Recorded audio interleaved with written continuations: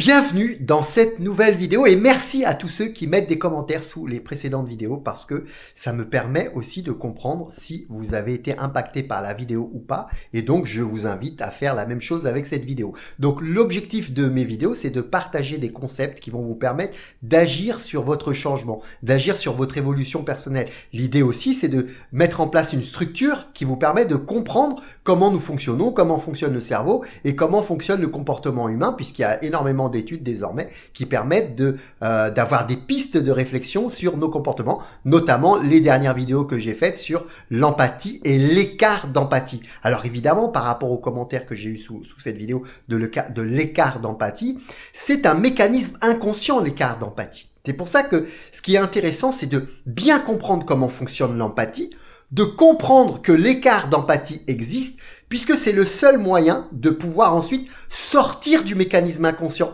Parce que l'idée, c'est aussi d'être capable de dire « Ok, j'ai traversé ce que l'autre a traversé, je connais l'écart d'empathie, donc je vais m'en méfier. » Je suis une femme qui a eu des jumeaux, j'ai bien réussi à gravir les échelons de mon entreprise, mais au prix de beaucoup de fatigue et de beaucoup de sacrifices. Quand une autre personne va venir me voir, qui traverse la même chose que j'ai traversé par le passé, me demande si elle peut avoir le mercredi, eh bien je dois être capable, si j'ai travaillé sur moi, si je comprends l'écart d'empathie et que j'ai travaillé sur l'empathie, je dois être capable de sortir de ce mécanisme inconscient, de lui dire « Bah non », parce que inconsciemment, si elle est en train de traverser quelque chose de difficile que j'ai moi-même traversé, je vais lui dire non. Mais avec ma capacité de prise de recul, en utilisant le néocortex, la raison et cette capacité de comprendre comment fonctionne l'empathie, je vais être capable de sortir de ça et dire bah tiens, peut-être qu'exceptionnellement dans ce cas-là, même si moi j'ai réussi, peut-être que elle c'est différent et je vais être capable de lui dire oui.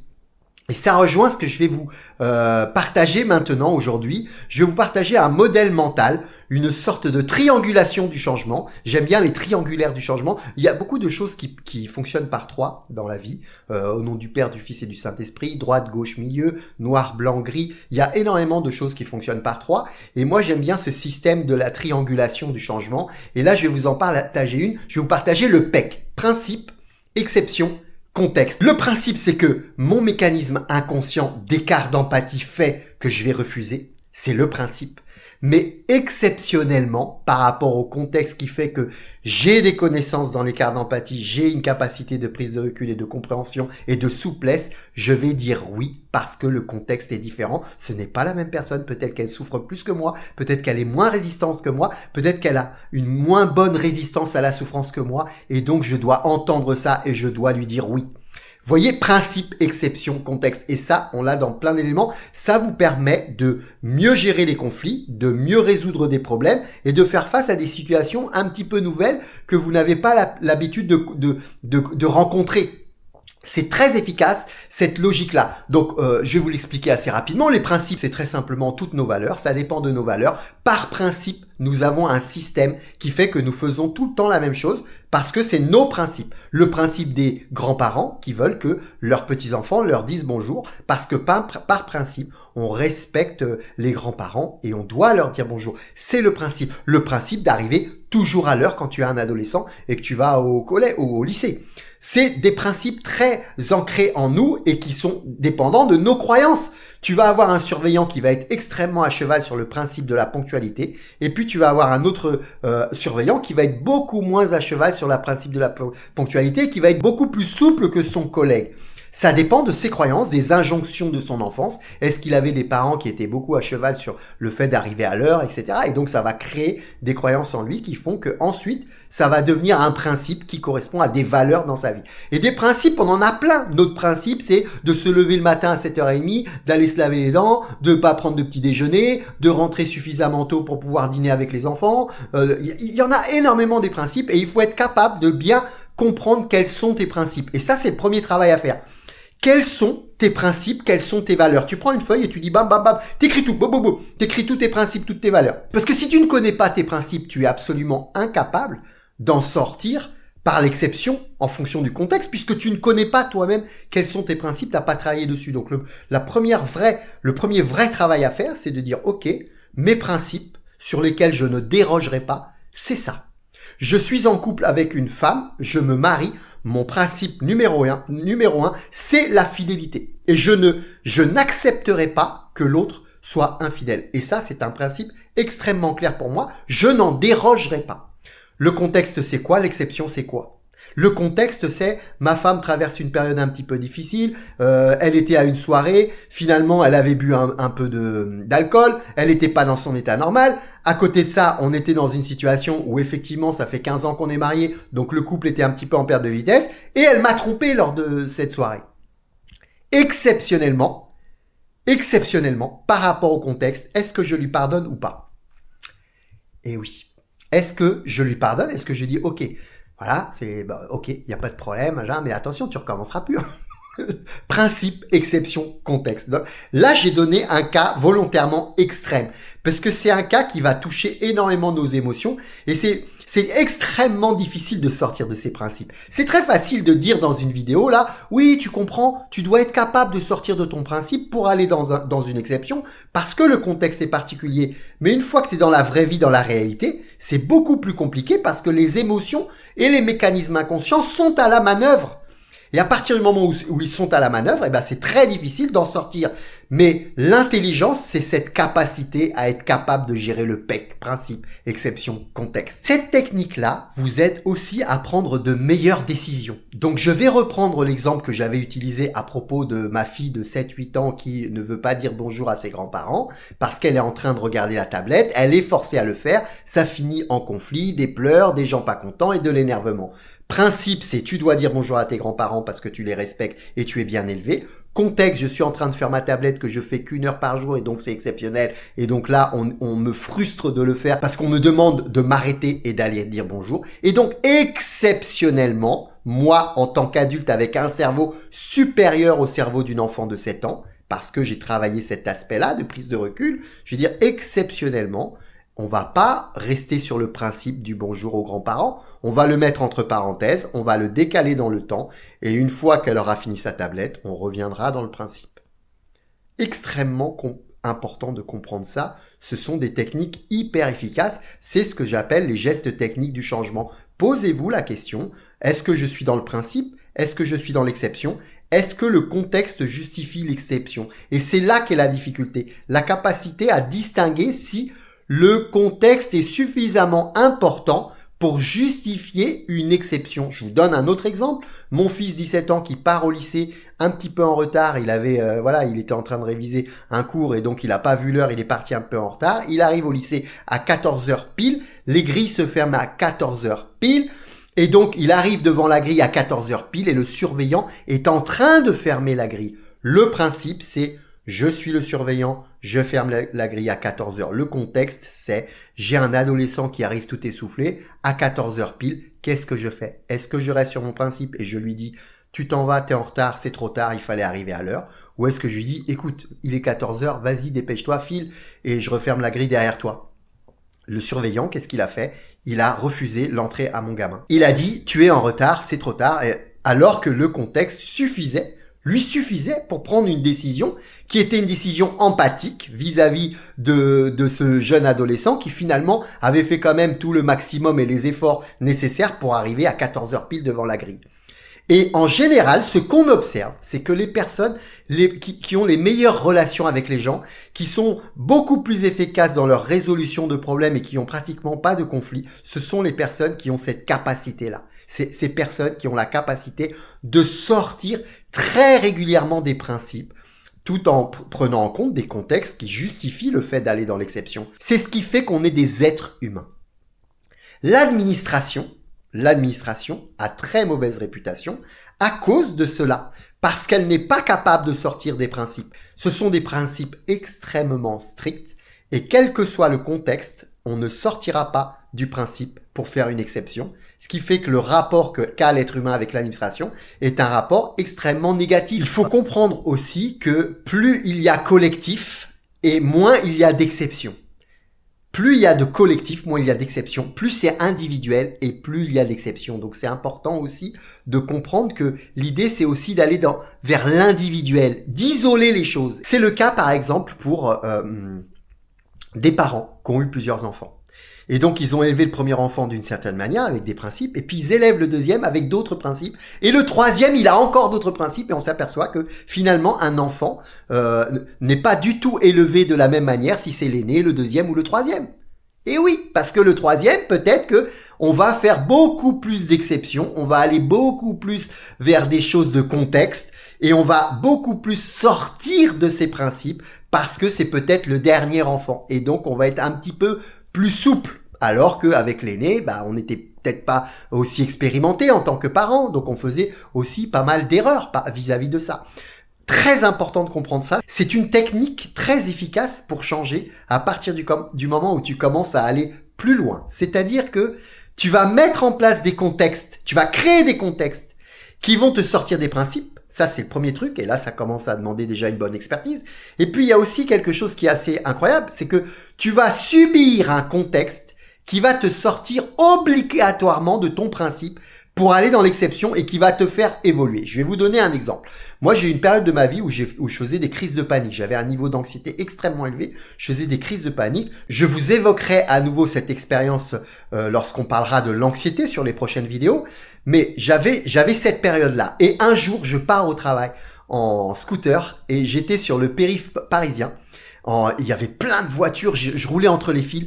Et là, j'ai une crise de panique qui arrive. Et donc, j'étais en scooter. Donc, j'étais entre plein de voitures. Je ne pouvais pas m'arrêter. Je ne pouvais rien faire. Et pour ceux qui connaissent les crises de panique, c'est un truc assez incroyable. C'est-à-dire que ça arrive en vous, ça monte comme une vague et c'est très difficile à contrôler. Et là, le contexte, c'était, tu es sur un scooter. Tu fais une crise de panique sur un scooter et tu perds tes moyens, tu tombes, t'es mort. T'es entre les voitures. Tu peux pas t'arrêter sur le côté parce qu'il y avait plein de voitures partout. Donc, le contexte de danger autour de moi qui faisait que je ne pouvais rien faire a fait que, exceptionnellement, je suis sorti de mon principe habituel qui était tu te gares sur le côté et puis tu perds tes moyens et puis tu restes là sur le côté pendant une demi-heure, tu prends un Lysanxia et tu essayes de récupérer. Cette situation contextuelle m'a forcé à sortir du principe habituel de fuite face à la crise d'angoisse. Et j'ai dû l'affronter. Ce qui fait qu'exceptionnellement, j'ai affronté ma crise d'angoisse et la crise d'angoisse est passée. Grâce à ça, j'ai pu agir sur mon amygdale, l'amygdale qui est la partie inconsciente de l'anxiété. Mais on en reparlera. Il y a l'anxiété de la raison, puis il y a l'anxiété qui est très cohérente et très raisonnable, et puis il y a l'anxiété de l'amygdale, et celle-là, je peux vous dire que c'est une autre paire de manches pour la gérer. Donc, l'amygdale, grâce à cette action involontaire, puisque le contexte a fait que je ne pouvais pas fuir, je me suis retrouvé coincé et donc j'ai été obligé d'affronter mon anxiété face à face, eh bien ce contexte-là a fait qu'exceptionnellement, je ne suis pas allé sur ce que je faisais habituellement et qui faisait que finalement, c'était une stratégie de fuite. Cette stratégie de fuite, je n'ai pas pu la mettre en œuvre et donc ça m'a permis petit à petit comme ça de lutter contre mon anxiété et de m'en débarrasser définitivement. Alors, il y a pas que ça, évidemment, dans l'action sur l'anxiété, mais en tout cas, ça a été un élément extrêmement important dans ce travail-là que j'ai fait à l'époque sur le sujet. Le contexte est souvent une variable de changement extrêmement importante, une variable environnementale de changement. T'es fumeur, tu prends l'avion pour aller aux États-Unis ou un voyage assez loin, pendant 12 heures, tu fumes pas. Mon principe, c'est de fumer toutes les heures. Bah oui, mais t'es dans un avion. Donc, de toute façon, exceptionnellement, compte tenu du fait que tu es dans un avion, le contexte, tu vas pas fumer pendant toutes les heures. Tu vas fumer dans 12 heures quand tu vas atterrir. Bah, pourquoi tu multiplies pas ces 12 heures par 2? Et du coup, tu passes à 24 heures. Et à 48, changement. Changement, principe, contexte. Et exception. Ah oui, mais non, mais c'est pas le même contexte. Quand l'avion il atterrit, je vais fumer ma cigarette en pause dehors. Et comme je sais que j'ai cette perspective, eh bien, ça me fait patienter. Ah bon? Techniquement, physiologiquement, la nicotine, il y a longtemps qu'elle te demande plus au bout de 12 heures ta cigarette. C'est juste psychologique le fait d'aller refumer une cigarette quand t'atterris. Mais si tu ne connais pas ça, si tu te dis, oui, mais je suis un drogué, j'ai besoin de ma nicotine, et puis physiologiquement, c'est très impactant pour moi, absolument pas, c'est 5% de l'addiction. Le tabac, c'est de la psychologie et du comportement. Ça n'a rien à voir avec la nicotine, qui est une drogue tout à fait sympathique et très amicale par rapport à d'autres drogues. Et donc, si tu connais pas ça, tu restes sur ton principe et tu dis, ok, principe, c'est cigarette toutes les heures, il n'y a pas d'exception et il n'y a pas de contexte. Mais si tu es capable de prendre ce recul-là et le pouvoir, le fameux pouvoir dont on a parlé sur la motivation, ton pouvoir va monter petit à petit. C'est quoi le pouvoir qui monte petit à petit? C'est cette fameuse capacité à sortir de ton principe parce que tu comprends que finalement, tu vas pouvoir faire une exception à ton addiction parce qu'il y a un contexte qui fait que les choses ont changé. Et je vous en avais parlé notamment avec ce client qui va voir son pneumologue qui lui dit « Monsieur, dans 6 mois, vous êtes mort. Le contexte a complètement changé. Avant que j'aille le voir, ça allait bien. Je fumais des cigarettes tranquillement. Le jour où je vais le voir et qu'il me dit « Dans 6 mois, je suis mort », ça change tout. Le contexte n'a plus rien à voir. Exceptionnellement, j'arrête de fumer des cigarettes. Alors qu'au niveau du principe, j'aurais continué à fumer des cigarettes encore pendant 1, 2 ou 3 ans. Après, les déclics ne se font pas toujours de la même manière chez les personnes. Et c'est pour ça que je vous dis cette capacité à être capable de gérer le PEC, c'est extrêmement puissant. Vous allez prendre de bonnes décisions. Vous allez pouvoir mieux gérer les problèmes. Vous allez vraiment être beaucoup plus efficace aussi dans vos relations avec les gens parce que vous avez cette fameuse puissance de la prise de recul. Je prends du recul face à la situation. Attends, là, devant cette situation-là, alors la difficulté, elle est là. Elle est d'être capable d'avoir le discernement et la clairvoyance de dire, attends, là, sur cette situation-là, là, il faut rester sur le principe. On ne peut pas accepter ça, c'est pas possible. Là, sur cette situation-là, le contexte justifie quand même cette situation et donc il va falloir qu'on prenne une décision qui va être une décision exceptionnelle. C'est cette fameuse capacité et clairvoyance à distinguer quand est-ce que je reste dans le principe, quand est-ce que je vais dans l'exception, qui est la clé du truc. Parce que si tu vas tout le temps dans l'exception, bah ça fonctionne pas. Si tu restes tout le temps arc-bouté sur tes principes, ça fonctionne pas du tout non plus. Ce qui est important, c'est la souplesse, c'est ça la prise de recul. Quand tu fais pas de prise de recul, bah tu n'analyses pas les choses avec souplesse en tenant compte des faits et des situations. Tu vas dire, bah non mais de toute façon j'ai toujours fait comme ça, on discute pas, il y a pas à discuter, c'est comme ça, voilà. T'es un policier, tu fais respecter l'ordre et le code de la route, tu es un motard, tu as quelqu'un qui grille le feu rouge, tu l'arrêtes, tu dis « Monsieur, vous avez grillé le feu rouge ». Tu te rends compte que dans la voiture, il y a une femme enceinte qui est en train d'accoucher et le monsieur, il a grillé le feu rouge, mais doucement en faisant attention parce qu'il est en panique et il veut vite emmener sa femme à l'hôpital. Bah, tu as un motard qui va dire, écoutez, moi je m'en fous, je vous verbalise. Et puis t'as un autre motard qui va être capable de dire, écoutez, c'est exceptionnel, je vais vous escorter jusqu'à la clinique ou à l'hôpital parce que là c'est un cas de force majeure et exceptionnellement je ne vais pas vous verbaliser pour cette fois. Vous voyez la puissance du truc. Donc posez-vous vraiment la question à partir d'aujourd'hui et suite à cette vidéo. Est-ce que je suis trop sur mes principes? Ou est-ce que je suis trop dans les exceptions? Pourquoi est-ce que ce contexte justifie le fait que je dois sortir de mon principe? Et toujours avec l'idée de se dire l'empathie, la gestion de problèmes et la gestion des conflits avec les interlocuteurs que j'ai autour de moi. C'est très important. Parfois, il est vrai qu'il faudra rester sur les principes et vous aurez raison de rester sur vos principes. Mais il y a énormément de cas où il faut réellement sortir de son principe habituel pour dire exceptionnellement, le contexte fait que je ne vais pas prendre la décision que je prends d'habitude. Je vais vous donner un dernier exemple. Il y a des choses qui sont extrêmement ancrées en nous en termes de principes et de fonctionnement. Et à partir de là, c'est extrêmement compliqué de sortir de ce principe-là, même si le contexte le justifierait. Quand j'étais plus jeune, on sortait assez tard le soir, on rentrait à 4 heures du matin. Et moi, mon principe, c'était de me laver les dents tous les soirs. Et même en rentrant à 4 heures du matin, complètement endormi et fatigué, j'avais envie d'aller me coucher, j'allais me laver les dents. D'accord? Pourquoi? Parce que les dents faisaient partie de mon principe, donc de mon système. Et on va reparler sur la prochaine vidéo du système. Quand tu as quelque chose qui est systémique, qui est intégré dans ton système de fonctionnement, c'est extrêmement difficile d'en sortir, mais vraiment.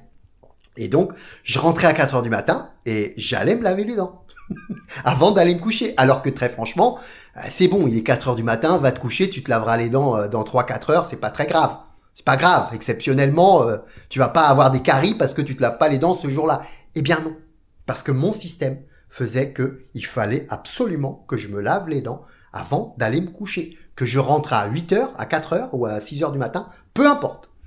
Voilà, merci à tous d'avoir été attentifs jusqu'ici. Merci pour votre attention parce que voilà, il faut aller quand même jusqu'au bout de la vidéo. Il y a, on va dire, 50% des gens qui s'arrêtent au bout de 5 secondes. Vous vous rendez compte ? C'est incroyable. La motivation à regarder la vidéo plus que 50 secondes n'y est pas et donc il se détourne de la chose. N'hésitez pas à me dire dans les commentaires si cette vidéo vous a apporté quelque chose et surtout si vous allez mettre en place quelques éléments que je vous ai partagés. N'hésitez pas à la partager également autour de vous sur des gens, auprès des gens qui pourraient être intéressés par ce type de contenu. Merci et à bientôt pour une nouvelle vidéo.